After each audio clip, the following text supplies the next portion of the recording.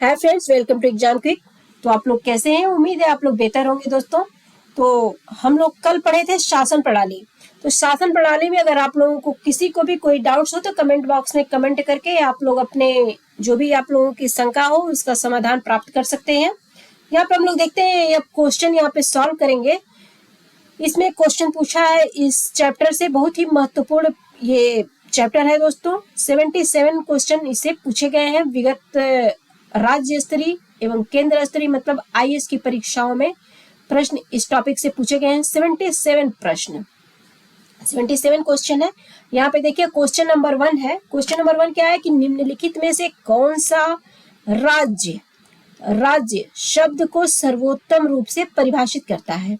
देखिए यहाँ पे अब राज्य को कौन सा, इसमें से जो कथन है ये ऑप्शन दिए गए हैं, तो कौन सा कथन राज्य को सबसे बेहतर ढंग से परिभाषित कर रहा है, अब हमें इसमें सेलेक्ट करना है कि कौन सा है। तो देखिए पहला है, ऑप्शन ए में दिया गया है कि व्यक्तियों का एक समुदाय। समुदाय का मतलब आप लोग समझते होंगे कि जहां पे 2 या 2 से अधिक व्यक्ति मिले हुए मतलब एक साथ हो, उनका एक उद्देश्य हो और एक निश्चित भूभाग हो। ये दोस्तों समुदाय की परिभाषा है, नोट कर लीजिएगा। आप लोगों को कई जगह इसकी जरूरत पड़ सकती है। सिविल सर्वेंट्स को ये छोटे छोटे जो शब्द होते हैं, छोटे छोटे शब्दावलियां होती हैं, उनके अर्थ को भली भांति जानना आवश्यक होता है। तो चलिए, व्यक्तियों का एक समुदाय जो बिना किसी बाह्य नियंत्रण के एक निश्चित भूभाग में अस्थायी रूप से निवास करता है और जिसकी एक संगठित सरकार है। यहाँ पे क्या है, व्यक्तियों का एक समुदाय है जो बिना किसी बाह्य नियंत्रण के, इन पे कोई बाह्य नियंत्रण नहीं होता है और एक निश्चित भूभाग होता है, उसमें ये अस्थायी रूप से निवास करते हैं, जिनकी एक संगठित सरकार है। तो क्या ये राज्य की परिभाषा है? क्या ये राज्य को परिभाषित कर रहा है? चलिए आगे देखते हैं। पहले हम लोग नेक्स्ट जो ऑप्शन है उसको देखते हैं। एक निश्चित भूभाग के राजनैतिक रूप से संगठित लोग। देखते दोस्तों, पहले ही बता दे रहे हैं कि ये राज्य की परिभाषा में ये राजनैतिक रूप से संगठित लोग नहीं है, जो स्वयं पर शासन करने, कानून एवं व्यवस्था को बनाए रखने, अपने नैसर्गिक अधिकारों की रक्षा करने तथा अपनी जीविका के साधनों को सुरक्षित रखने का अधिकार रखते हैं। ये ऑप्शन है फ्रेंड्स, ये पहले ही गलत हो जाएगा। देखिए जो आप लोगों को गलत लग रहा है उसको साथ ही साथ एलिमिनेट करते चलिए, कैंसिल लगा दीजिए यहाँ पे से। ऐसे आप लोगों को बार बार प्रश्न पढ़ना नहीं पड़ेगा ऑप्शन को। नेक्स्ट अब हम लोग देखते हैं, नेक्स्ट ऑप्शन क्या इसमें दिया गया है। ऑप्शन सी नेक्स्ट पेज पे है। ऑप्शन सी है बहुत से व्यक्ति, मतलब बहुत से व्यक्ति। राज्य की परिभाषा यहाँ पे ये दे रहा है तीसरा, क्या ये सही है या नहीं। तो बहुत से व्यक्ति जो एक निश्चित भूभाग में बहुत लंबे समय से अपनी संस्कृति, परंपरा और शासन व्यवस्था के साथ रहते आए हैं, क्या ये सही है परिभाषा? अगला नेक्स्ट देखते हैं हम लोग। एक निश्चित भूभाग में अस्थायी रूप से रह रहा समाज जिसकी एक केंद्रीय प्राधिकारी तथा केंद्रीय प्राधिकारी के प्रति उत्तरदायी कार्यपालिका एवं और एक स्वतंत्र न्यायपालिका। देखिए ये नहीं है, राज्य की परिभाषा नहीं है, ये सी भी नहीं है। देखिए ये पहला जो है ऑप्शन ए जो था, ऑप्शन ए देखिए, बैक चलिए पेज पे, इससे पहले पेज पे यहाँ पे जो ए दिया है कि व्यक्तियों का वह समुदाय, व्यक्तियों का एक समुदाय जो बिना किसी बाह्य नियंत्रण के एक निश्चित भूभाग में अस्थायी रूप से निवास करता है और जिसकी एक संगठित सरकार है, यही ऑप्शन सही हो जाएगा। आप लोगों को अगर नहीं मालूम है तो इसको आप लोग याद रखिए, याद कर लीजिए कि राज्य की परिभाषा यही होती है दोस्तों। ऑप्शन ए इसमें सही हो जाएगा, इसको आप लोग ट्रिक कर लीजिए। अब नेक्स्ट क्वेश्चन हम लोग देखते हैं, question number second. Question number second देखिए, राज्य की परिभाषा मैंने आप लोग बताया संप्रभुता होती है, एक निश्चित भूभाग होता है, जनसंख्या होगी, तो इसको आप लोग या सरकार या सत्ता होगी, ये राज्य की विशेषता है। अब देखिए question number second. Question number second में क्या है, निम्नलिखित में से कौन सा राज्य का सबसे महत्वपूर्ण तत्व है। राज्य का सबसे महत्वपूर्ण, राज्य की विशेषता में मैंने आप लोग को बताया 4 शब्द बताए, 4 शब्दावलियां हैं। 4 शब्द हैं उसमें। पहले नंबर पे क्या है, संप्रभुता था। दूसरे नंबर पे जनसंख्या। ये राज्य की विशेषता में आप लोगों को ये पॉइंट सारे ऐड करने होंगे। तो फर्स्ट नंबर पे देखिए संप्रभुता, संप्रभुता। सेकेंड नंबर पे आप लोग नोट कर लीजिए जनसंख्या यानी पॉपुलेशन। कोई राज्य है वहां पे एक जनसंख्या भी होगी, वहां पे संप्रभुता होगी। और थर्ड नंबर पे क्या है, एक भूभाग होगा, मतलब कोई ना कोई लैंड होगा, मतलब जगह होगी, तभी तो लोग रहेंगे वहां पे, तो एक भूभाग होगा। और चौथा है कि सरकार या सत्ता।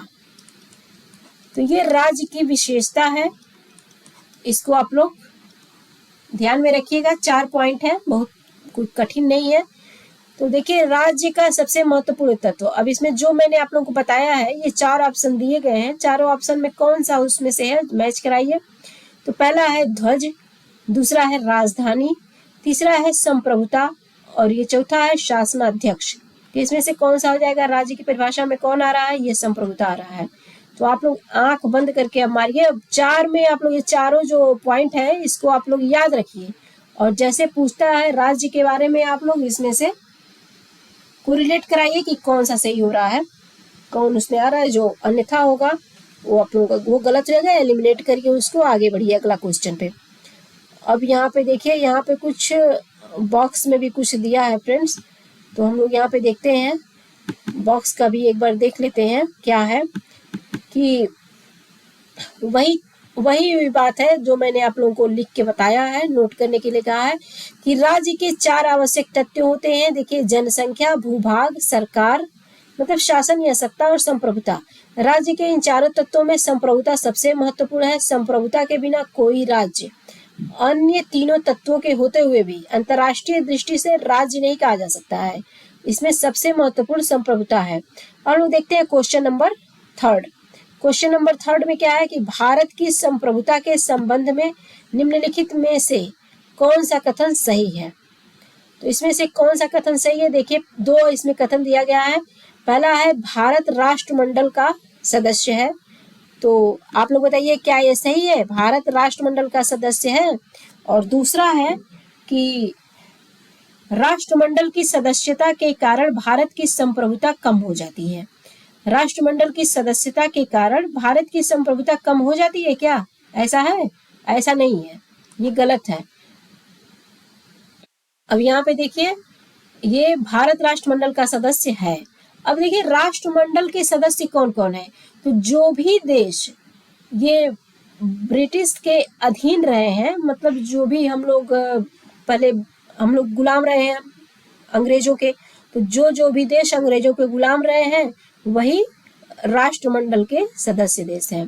मतलब ये स्वेच्छा से इस मंडल में ये शामिल हुए देश हैं, इन पे कोई भी बाध्यता नहीं है कि आप इसमें शामिल होइए, या कोई प्रतिबंध नहीं है अब इस पे ब्रिटेन का। तो यहाँ पे ये जो दिया गया है कि राष्ट्रमंडल की सदस्यता के कारण भारत की संप्रभुता कम हो जाती है, तो ये सत्य नहीं है, ये असत्य है। सिर्फ इसमें हो जाएगा ये एक, मतलब ये सिर्फ सही है। ऑप्शन कौन सा इसमें से हो जाएगा, ए, ऑप्शन ए सही है इसमें का। हम लोग देखते हैं क्वेश्चन नंबर 4।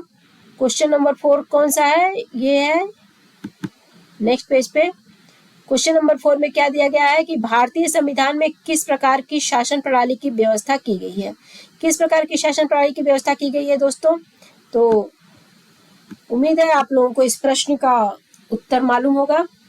पहले हम लोग देखते हैं चारों ऑप्शन क्या है। ऑप्शन ए में दिया गया है लोकतंत्रात्मक, ऑप्शन बी में दिया गया है अध्यक्षात्मक, ऑप्शन सी है संसदात्मक, और ऑप्शन डी है अर्ध लोकतंत्रात्मक। तो इसमें से कौन सा सही है, तो यहाँ पर हो जाएगा, देखिए हमारी जो शासन प्रणाली है वो संसदात्मक शासन प्रणाली है।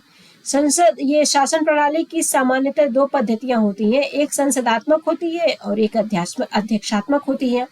तो ये जो भारत में जो है ग्रेट ब्रिटेन का अनुसरण करते हुए संसदात्मक शासन व्यवस्था को अपनाया था भारत ने। संसदात्मक शासन व्यवस्था में व्यवस्थापिका के सदस्य ही कार्यपालिका का गठन करते हैं। जो व्यवस्थापिका के सदस्य होते हैं यानी विधायिका के जो सदस्य होते हैं वही कार्यपालिका का गठन करते हैं, तथा कार्यपालिका जो है वो व्यवस्थापिका के प्रति उत्तरदायी होती है। मतलब कार्यपालिका जो मंत्री जो उसमें होते हैं वो व्यवस्थापिका के मतलब विधायिका के प्रति उसमें उत्तरदायी होते हैं। संसदात्मक शासन व्यवस्था में कार्यपालिका जो होती है वो विधायिका द्वारा नियंत्रित होती है। जो कार्यपालिका होगी, जो मंत्री होंगे, जो कार्यभार संभालते हैं, वो विधायिका के द्वारा उन पे नियंत्रण होता है। अब देखिए यहाँ पे क्वेश्चन नंबर 5 क्या है, संसदात्मक शासन व्यवस्था में क्या। अब संसदात्मक शासन व्यवस्था की यहाँ पे विशेषता पूछ रहा है। 4 ऑप्शन दिए गए हैं, पहले ऑप्शन पढ़िए कि कौन सा ऑप्शन सही हो जाएगा। इसमें है न्यायपालिका का कार्यपालिका पर नियंत्रण होता है। क्या इसमें ऐसा है कि संसदात्मक शासन व्यवस्था में न्यायपालिका का कार्यपालिका पर नियंत्रण होता है? इसमें ऐसा कुछ नहीं है। सेकंड देखते हैं, कार्यपालिका का न्यायपालिका पर नियंत्रण होता है, कार्यपालिका का विधायिका पर नियंत्रण होता है, विधायिका का कार्यपालिका पर, ये सही है, कार्यपालिका पर विधायिका का नियंत्रण होता है। ये है संसदात्मक शासन व्यवस्था में ऐसा होता है। ये इसकी विशेषता कहिए या इसकी परिभाषा कहिए या जो भी कहिए, मतलब आप लोग याद रखिए कि विधायिका का कार्यपालिका पर नियंत्रण होता है। हम लोग देखते हैं क्वेश्चन नंबर 6, संसदीय व्यवस्था वाली सरकार वह होती है जिसमें, संसदीय व्यवस्था वाली सरकार कौन होती है? इसमें संसद के सभी राजनीतिक दलों का सरकार में प्रतिनिधित्व होता है। बी ऑप्शन है कि सरकार संसद के प्रति उत्तरदायी होती है और उसके द्वारा हटाई जा सकती है। सरकार जो होती है वो संसद के प्रति उत्तरदायी होती है और संसद के द्वारा हटाई जा सकती है। सी ऑप्शन है सरकार लोगों के द्वारा निर्वाचित होती है और उनके द्वारा हटाई जा सकती है। देखिए सरकार जो होती है वो लोगों के द्वारा निर्वाचित तो होती है लेकिन उन लोगों के द्वारा हटाई नहीं जाती है, क्योंकि जो उसमें प्रतिनिधि होते हैं और एक प्रक्रिया चलती है उसमें, किस तरह से हर चीज का एक अलग सिस्टम है, प्रक्रियाबद्ध चरणबद्ध तरीके से सब कुछ है, सिस्टम है, तो उस प्रक्रिया के तहत इनको हटाया जाता है। अब देखिए ऑप्शन डी है कि सरकार संसद के द्वारा चुनी जाती है किंतु निर्धारित समयावधि के पूर्ण होने के पूर्व हटाई नहीं जा सकती। अब देखिए इसमें से क्या सही हो जाएगा।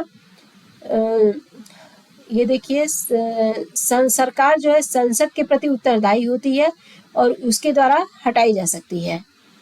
अगर सरकार जो है संसद में अपना बहुमत खो देती है तो वो हट जाती है, तब वो सरकार नहीं रहेगी, वो मंत्रिमंडल अपना विश्वास प्रस्ताव खो देता है और फिर वो हट जाता है। यहाँ पे हो जाएगा ऑप्शन, कौन सा ऑप्शन होगा? ऑप्शन यहाँ पे हो जाएगा बी। आप लोग इसको याद रखिएगा। नेक्स्ट देखते हैं क्वेश्चन नंबर 7। क्वेश्चन नंबर 7 में क्या है, नेक्स्ट पेज पे क्वेश्चन नंबर 7 में देखिए कि सर्वप्रथम संसदात्मक सरकार किस देश में आरंभ की गई। सबसे पहले संसदात्मक सरकार आरंभ की गई, देखिए ये ग्रेट ब्रिटेन यूके में। ये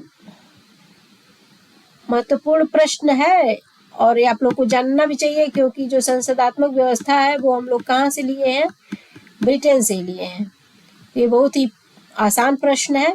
ये कब को पूछा गया है? यूपीपीसीएस प्री 2018 में, एमपीपीसीएस प्री 2006 में प्रश्न पूछा गया है। तो यहाँ पे आप लोग देखिए ये great Britain UK, right answer इसका हो जाएगा दोस्तों ए। वर्तमान में यहाँ पे देखिए कुछ डिस्क्रिप्शन भी दिया गया है, पढ़ लेते हैं बॉक्स में। वर्तमान में संसदात्मक शासन का स्वरूप जो कि अधिकांश देशों में प्रचलित है, सर्वप्रथम ग्रेट ब्रिटेन यानी यूके में परिलक्षित हुआ था। पुष्पेश पंत, इनने भी अपनी पुस्तक विश्व का इतिहास में स्पष्ट लिखा है कि ब्रिटेन में संसदीय प्रणाली का आविर्भाव संसार के किसी भी देश से पहले हो गया था।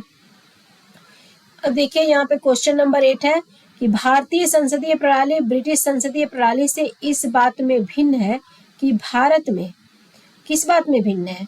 भारतीय संसदीय प्रणाली ब्रिटिश संसदीय प्रणाली से इस बात में भिन्न है कि भारत में क्या होता है, वास्तविक और नाम मात्र दोनों प्रकार की कार्यपालिका है। दूसरा है सामूहिक उत्तरदायित्व की प्रणाली है।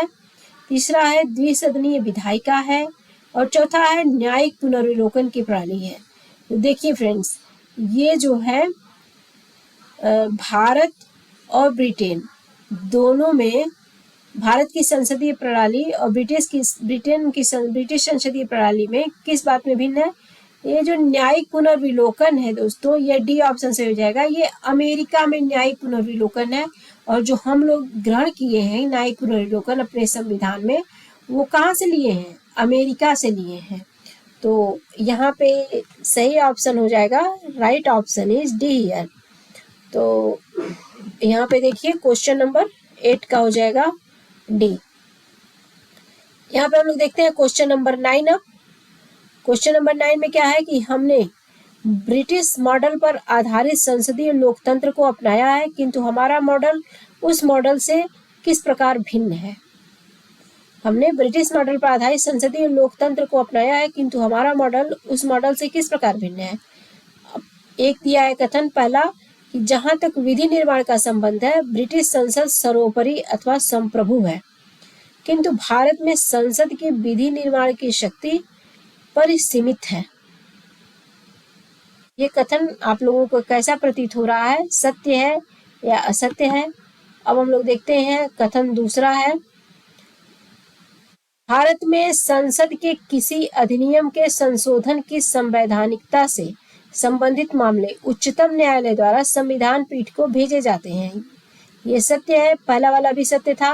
भारत में संसद के किसी अधिनियम के संशोधन की संवैधानिकता से संबंधित मामले उच्चतम न्यायालय के संविधान पीठ को भेजे जाएंगे पहले। और ऑप्शन ए में क्या था, एक बार उसको हम लोग देख लेते हैं। ऑप्शन जो पहला कथन था, इसमें पहले कथन में क्या दिया था कि जहां तक विधि निर्माण का संबंध है ब्रिटिश संसद सर्वोपरि अथवा संप्रभु है। ठीक है, ये लाइन देखिए, ब्रिटिश संसद जो है सर्वोपरि और संप्रभु है, किंतु भारत में संसद की विधि निर्माण की शक्ति परिसीमित है। ठीक है दोस्तों, अब यहाँ पे ये प्रश्न, ये ऑप्शन एक, कथन एक जो है ये सत्य है, कथन दो भी यहाँ पे सत्य था, इसलिए यहाँ पे हो जाएगा सही ऑप्शन क्या हो जाएगा? सी, 1 और 2। यहाँ पे हम लोग डिस्क्रिप्शन बॉक्स में कुछ दिया हुआ है, इसको हम लोग एक बार रीडिंग लगाते हैं क्योंकि ये महत्वपूर्ण होता है, इसको आप लोग स्किप नहीं करिएगा। देखिए यहाँ पे क्या लिखा है कि ब्रिटिश मॉडल पर आधारित लोकतांत्रिक व्यवस्था में संसदीय संप्रभुता, पार्लियामेंट्री सॉवरेंटी जो है, इसके सिद्धांत को अपनाया गया है तथा वहां संसद ही सर्वोच्च विधि प्राधिकारी है जो कि किसी विधि का सृजन या किसी विधि का समापन कर सकती है। दूसरी ओर भारतीय मॉडल में संवैधानिक सरकार की व्यवस्था है जिसके तहत संसद की विधि निर्माण की शक्ति लिखित संविधान द्वारा परिसीमित है। मतलब लिखित संविधान द्वारा ये परिसीमित किया गया है इसको। केशवानंद भारतीवाद 1973 में इसमें दिया गया ऐतिहासिक निर्णय, उसमें उच्चतम न्यायालय ने यद्यपि संसद की संविधान में संशोधन की शक्ति को स्वीकार किया तथापि यह भी निर्धारित किया कि संविधान की मूल संरचना या सांचे ढांचे में परिवर्तन करने वाला कोई संशोधन संसद द्वारा नहीं किया जा सकता है। मतलब संसद की जो संविधान की मूल संरचना या ढांचे में परिवर्तन किया जाएगा वो संसद के द्वारा नहीं किया जाएगा। इसलिए कथन पहला जो सही है। अब कथन दो देखते हैं वो भी सही, क्योंकि भारत में संसद के किसी अधिनियम के संशोधन की संवैधानिकता से संबंधित मामले उच्चतम न्यायालय द्वारा संविधान के अनुच्छेद 145 क्लास 3 के तहत गठित की जाने वाली संविधान पीठ को भेजे जाते हैं। अब अनुच्छेद 145 क्लास 3 में प्रावधानित है कि जिस मामले में संविधान के निर्वचन के बारे में विधि का कोई सारवान प्रश्न अंतर्वलित है उसका विनिश्चय करने के प्रयोजन के लिए बैठने वाले न्यायाधीशों की संख्या होगी न्यूनतम 5 होगी।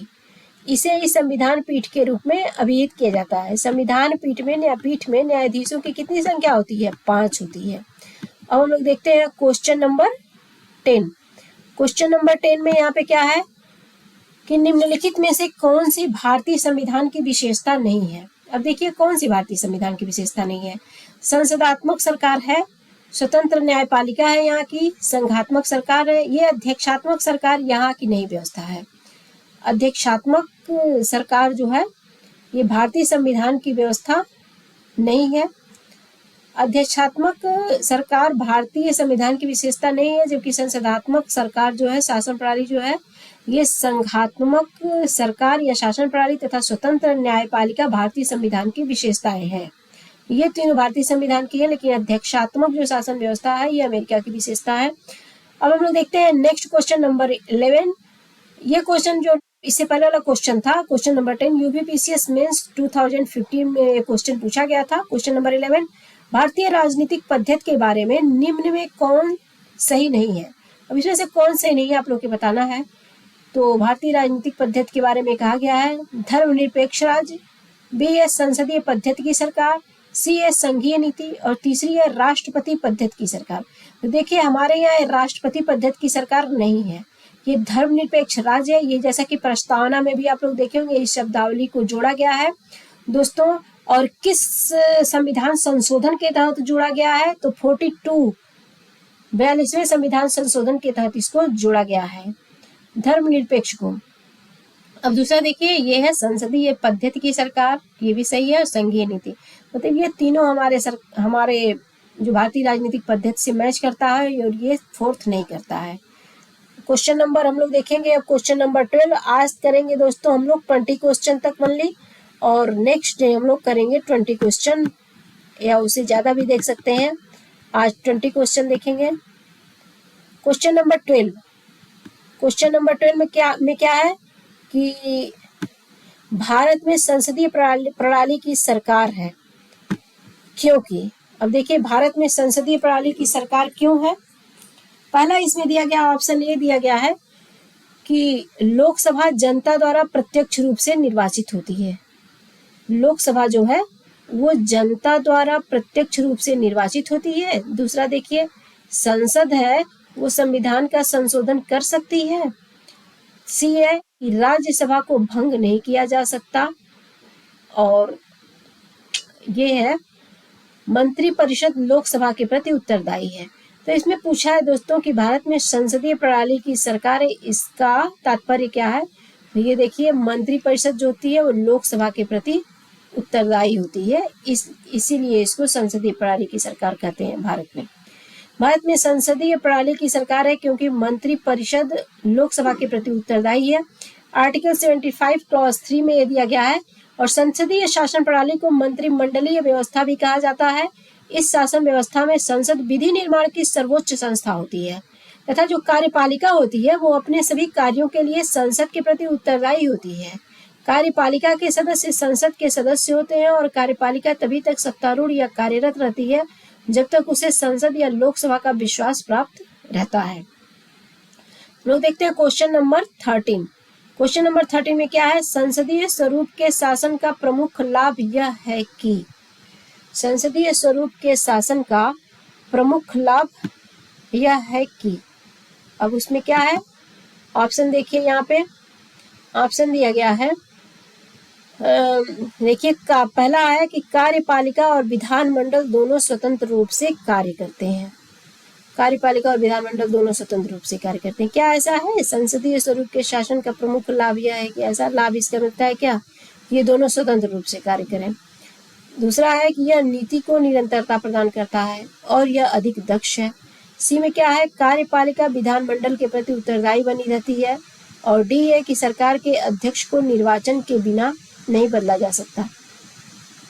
अब यहाँ पे जो प्रश्न हो जाए, ये सही ऑप्शन हो जाएगा, कार्यपालिका विधानमंडल के प्रति उत्तरदायी बनी रहती है, यही संसदीय स्वरूप की विशेषता है। तो इसको आप लोग ध्यान में रखिएगा। क्वेश्चन नंबर 13 का हो जाएगा ये दोस्तों, ये सी। अब हम लोग देखते हैं क्वेश्चन नंबर 14। क्वेश्चन नंबर 14 में क्या है, क्वेश्चन नंबर 14 में है कि भारत के संदर्भ में संसदीय शासन प्रणाली में निम्नलिखित में से कौन सा या कौन से सिद्धांत संस्थागत रूप में निहित है। कौन से संस्थागत रूप में निहित है, तो पहला है इसमें दिया गया है, कथन है कि मंत्रिमंडल के सदस्य संसद के सदस्य होते हैं। ये सही है, बताइए आप लोग। तो मंत्रिमंडल के जो सदस्य होते हैं ये संसद के सदस्य होते हैं दोस्तों। दूसरा देखिए, जब तक मंत्रियों को संसद का विश्वास प्राप्त रहता है तब तक ही वे अपने पद पर बने रहते हैं, ये भी सत्य है। और तीसरा क्या है, राज्य का अध्यक्ष ही मंत्रिमंडल का अध्यक्ष होता है, ये गलत है। जो राज्य का अध्यक्ष है वही मंत्रिमंडल का अध्यक्ष नहीं होता है। राज्य के जो हमारे राष्ट्र के अध्यक्ष होते हैं वो राष्ट्रपति होते हैं, और मंत्रिमंडल का जो अध्यक्ष होता है वो प्रधानमंत्री होते हैं। तो ये गलत हो जाएगा। 1 और 2 सिर्फ यही ऑप्शन सही है, 1 और 2 ऑप्शन ए हो जाएगा। हम लोग देखते हैं क्वेश्चन नंबर 14 हो गया। नेक्स्ट पेज पे हम लोग देखते हैं क्वेश्चन नंबर 15। क्वेश्चन नंबर 15 में क्या है कि सरकार की संसदीय व्यवस्था के विषय में निम्नलिखित में से कौन सा वक्तव्य सही है। इसमें से कौन सा वक्तव्य सही है दोस्तों। अब ऑप्शन देखिए, 4 ऑप्शन 5 ऑप्शन यहाँ पे दिए गए हैं। 5 ऑप्शन दिए गए हैं। तो क्या है कि सरकार की संसदीय व्यवस्था के विषय में कौन सा सही है। तो विधायिका जो है न्यायपालिका के प्रति जवाबदेह है, ये गलत है। दूसरा है विधायिका कार्यपालिका के प्रति जवाबदेह है। तो विधायिका कोई कार्यपालिका के प्रति जवाबदेह नहीं है। विधायिका एवं कार्यपालिका दोनों स्वतंत्र नहीं है, क्योंकि कार्यपालिका पर विधायिका का नियंत्रण होता है। राष्ट्रपति न्यायपालिका के प्रति जवाबदेह है, राष्ट्रपति न्यायपालिका के प्रति जवाबदेह नहीं है, बिल्कुल नहीं। उपर्युक्त में से कोई नहीं, या उपर्युक्त में से एक से अधिक। तो ऐसा नहीं है कि उपर्युक्त में से कोई भी नहीं है, उपर्युक्त में से एक से अधिक। तो ये गलत है। अब देखिए यहाँ पे शासन प्रणाली की सामान्यतः 2 पद्धतियां होती हैं। पहला है संसदीय और दूसरी अध्यक्षीय। भारत में ग्रेट ब्रिटेन के का अनुसरण करते हुए संसदीय शासन व्यवस्था को अपनाया गया है भारत में। और संसदीय शासन व्यवस्था में व्यवस्थापिका यानी विधायिका, उसके सदस्य जो होते हैं कार्यपालिका का गठन करते हैं, तथा कार्यपालिका जो होती है वो व्यवस्थापिका के प्रति उत्तरदायी होती है, क्योंकि गठन जो उनका है वो व्यवस्थापिका ही कर रही है कार्यपालिका का। तो कार्यपालिका उत्तरदायी तो होगी ना व्यवस्थापिका के प्रति। अब देखिए, संसदात्मक शासन व्यवस्था में जो कार्यपालिका होती है वो विधायिका द्वारा नियंत्रित होती है, तथा न्यायपालिका कार्यपालिका एवं विधायिका के कार्यों की न्यायिक समीक्षा कर सकती है। जो न्यायपालिका है वो कार्यपालिका और विधायिका दोनों के कार्यों की न्यायिक समीक्षा कर सकती है, यानी उनकी जांच पड़ताल कर सकती है कि क्या जो नियम बना है ये सही है या गलत है, क्या है। तो उनकी पुनर्वीक्षा उनका पुनर्विलोकन ये कर सकती है, उसकी जांच पड़ताल की क्या ये सही है। तो अब देखेंगे हम लोग फ्रेंड्स, ये जो है संसदात्मक शासन व्यवस्था में बॉक्स में ये भी देखिए, यहाँ पे थोड़ा सा शेष है। संसदात्मक शासन व्यवस्था में कार्यपालिका जो होता है विधायिका द्वारा नियंत्रित होती है, तथा न्यायपालिका कार्यपालिका और विधायिका दोनों के कार्यों की न्यायिक समीक्षा कर सकती है। राष्ट्रपति जो होते हैं वो न्यायपालिका के प्रति जवाबदेह नहीं होते हैं। याद रखिएगा आप लोग कि राष्ट्रपति जो है वो न्यायपालिका के प्रति जवाबदेह नहीं होंगे। क्वेश्चन नंबर 16 देखते हैं। निम्नलिखित कथनों में से उस एक को चुनिए जो मंत्रिमंडल स्वरूप की सरकार के अंतर्निहित सिद्धांत को अभिव्यक्त करता है। अब इसमें से 4 ऑप्शन दिए गए हैं, आप लोग बताएंगे इसमें से कौन सा सही होगा। तो जो मंत्रिमंडल स्वरूप की सरकार के अंतर्निहित सिद्धांत को व्यक्त करता है, ऑप्शन ए देखिए, ऐसी सरकार के विरुद्ध आलोचना को कम से कम करने की व्यवस्था जिसके उत्तरदायित्व जटिल है तथा उन्हें सभी के संतोष के लिए निष्पादित करना कठिन है। दूसरा ऑप्शन देखिए, ऐसी सरकार के कामकाज में तेजी लाने की क्रियाविधि जिसके उत्तरदायित्व दिन प्रतिदिन बढ़ते जा रहे हैं। ऑप्शन सी देखिए, सरकार के जनता के प्रति सामूहिक उत्तरदायित्व को सुनिश्चित करने के लिए संसदीय लोकतंत्र की एक क्रियाविधि। और ऑप्शन डी देखते हैं। ऑप्शन डी में क्या, उस शासनाध्यक्ष के हाथों को मजबूत करने का एक साधन जिसका जनता पर नियंत्रण ह्रासोन्मुख दशा में है। तो इसमें देखिए, मंत्रिमंडल स्वरूप की सरकार के अंतर्निहित सिद्धांत को भी व्यक्त करता है, मतलब मंत्रिमंडल स्वरूप की सरकार की विशेषता इसमें से कौन है। तो देखिए, सरकार के जनता के प्रति सामूहिक उत्तरदायित्व को सुनिश्चित करने के लिए संसदीय लोकतंत्र की क्रियाविधि, ये सत्य है। और ये इसका ऑप्शन आप लोग सी लगाइएगा, क्योंकि जो मंत्रिमंडलीय स्वरूप होती है, मंत्रिमंडल स्वरूप सामूहिक रूप से मंत्रिमंडल जो होता है वो उत्तरदायी होता है संसद के प्रति। तो ये ऑप्शन सही हो जाएगा। इसमें ये बात कही जा रही है, ध्यान दीजिएगा आप लोग। एक बार फिर से बैक करके पढ़ लीजिएगा, इसको आप लोग सुन लीजिएगा। अब हम लोग देखते हैं क्वेश्चन नंबर 17। आज करेंगे दोस्तों हम लोग सिर्फ 20 क्वेश्चन तक। क्वेश्चन नंबर 20 हम लोग करेंगे। 17 का क्या पूछ रहा है, इसमें क्या क्वेश्चन दिया है? इसमें है कि राष्ट्रपति पद्धति में समस्त कार्यपालिका की शक्तियां निहित होती हैं किसमें? तो राष्ट्रपति में जब देखिए राष्ट्रपति पद्धति में दे रहा है तो किसमें निहित होंगी? राष्ट्रपति में निहित होंगी। यहाँ पे एकदम बिल्कुल इजी प्रश्न है ये।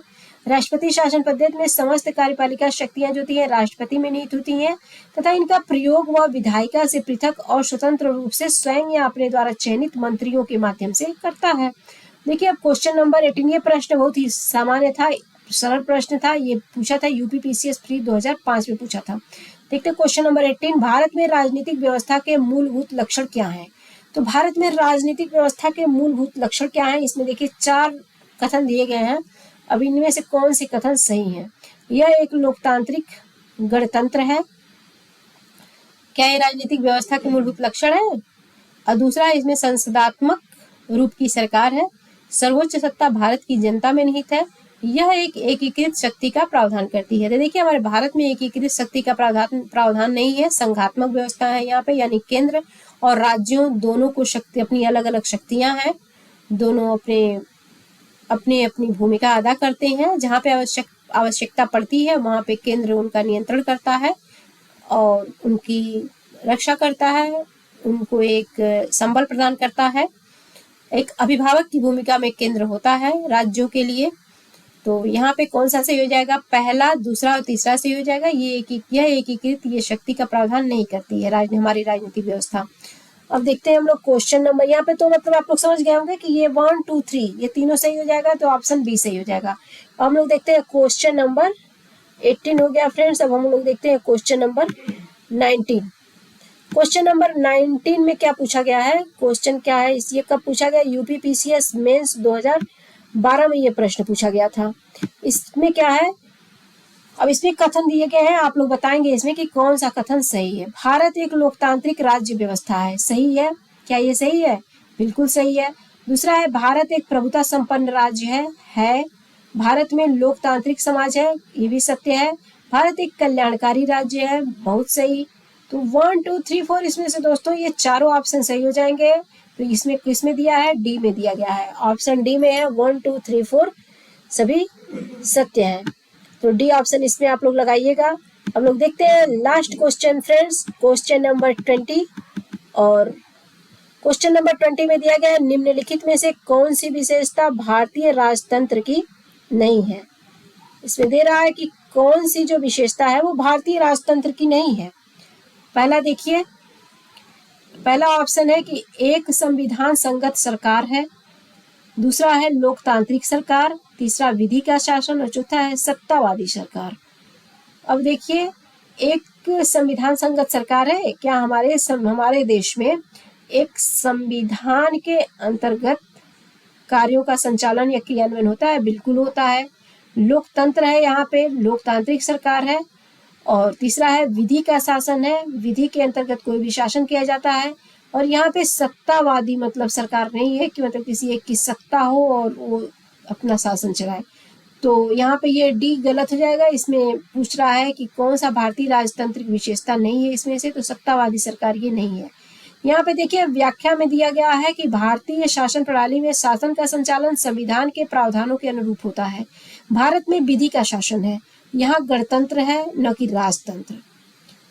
प्रत्येक 5 वर्ष के उपरांत जनता अपने प्रतिनिधियों का निर्वाचन कर संविधान संगत लोकतांत्रिक सरकार का गठन करती है, यहाँ सत्तावादी सरकार नहीं है। तो दोस्तों जैसा कि आप लोग देखे होंगे कि यहाँ पे हम लोग इससे शासन प्रणाली से संबंधित ये प्रश्न पूछे गए थे जो विगत परीक्षाओं में, पीसीएस की परीक्षाओं में प्रश्न, उसको आज हम लोग 20 क्वेश्चन तक सॉल्व किए हैं। और कल हम लोग 21 क्वेश्चन से स्टार्ट करेंगे, 27 क्वेश्चन तक इस चैप्टर में है। और जितना भी पढ़ाया जा रहा है आप लोग उसको रिवीजन करते रहिए दोस्तों। तो अगर आप लोगों को कोई भी डाउट हो तो उसको आप लोग कमेंट बॉक्स में कमेंट करके अपने डाउट क्लियर कर सकते हैं। और अगर आप लोगों को दोस्तों हमारी वीडियो अच्छी लगे तो लाइक कर दिया करिए, हमारे चैनल को सब्सक्राइब करिए दोस्तों, और अपने फ्रेंड्स में इसको शेयर करिए ताकि सभी लोग इससे लाभान्वित हों। आज के लिए दोस्तों इतना ही, कल फिर मिलते हैं। जय हिंद, जय भारत।